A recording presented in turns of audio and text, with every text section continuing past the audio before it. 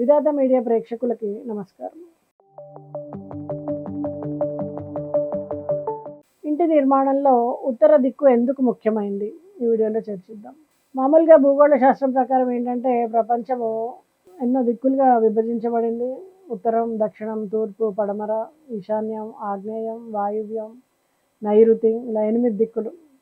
మరి ప్రతి దిక్కు కూడా ఒక ప్రత్యేక శక్తిని, ప్రాముఖ్యతని కలిగి ఉంటుంది. ఈ వాస్తుశాస్త్రంలో ఏంటంటే దిక్కుల్ని బాగా పరిగణిస్తూ ఉంటారు. మరి ఉత్తర దిక్కుకు ఉండేటువంటి శక్తి ఏంటో చూద్దాం. ఉత్తర దిక్కు కుబేర దిక్కు అంటూ ఉంటాం మనం. కుబేరుడు ధనాది దేవత. సంపదకు సంబంధించి ఉత్తర దిక్కు చాలా శక్తి ప్రాధాన్యతను కలిగి ఉంటుంది. ఉత్తర దిక్కులో నిర్మాణం ఉంటే ఏంటంటే ధనవంతులు, సుఖ సమృద్ధులు అవుతూ ఉంటారు. ఉత్తర దిశ ద్వారా శుభ చక్రాలు, సంపద ప్రవహిస్తూ ఉంటుంది. వాస్తు ప్రకారము ఉత్తర దిక్కు ఇంటి నిర్మాణంలో ఉత్తర భాగం శుభ్రంగా ఉండడం, తక్కువ బరువు ఉండడం, పెద్ద గదులు, ప్రధాన హాలు ఈ దిశలో ఉండడం వల్ల ఏంటంటే చాలా మంచిది. పునర్నిర్మాణం చేసుకుంటే సరిగ్గా మనకి ఆరోగ్యం కానీ, సుఖశాంతుల్ని కానీ ఇస్తుంది.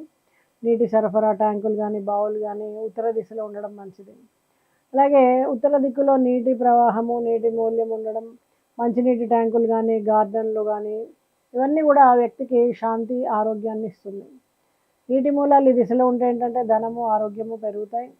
వాస్తులో ఈ దిశలో నీరు నిల్వ చేయడం మంచిది. కానీ ఇక్కడ ఎత్తులో ఉండేటివి కట్టకుండా లోతులో ఉండేటివి చూసుకోవాలి. అలాగే ఉత్తర దిక్కులో భారీ వస్తువులు, బరువైనటువంటి వస్తువులు పెట్టకూడదు. తక్కువ బరువు, లైట్ వెయిట్ వస్తువులు ఉంచాలి. మెటల్ వస్తువులు, నీటి ట్యాంకులు ఉత్తర భాగంలో ఉంచితే శుభం. గది, ఆఫీసు, హాలు ఉత్తర దిశలో ఉంటే మంచిది. ఉత్తర భాగంలో పగుళ్ళు, రంధ్రాలు ఉండకూడదు.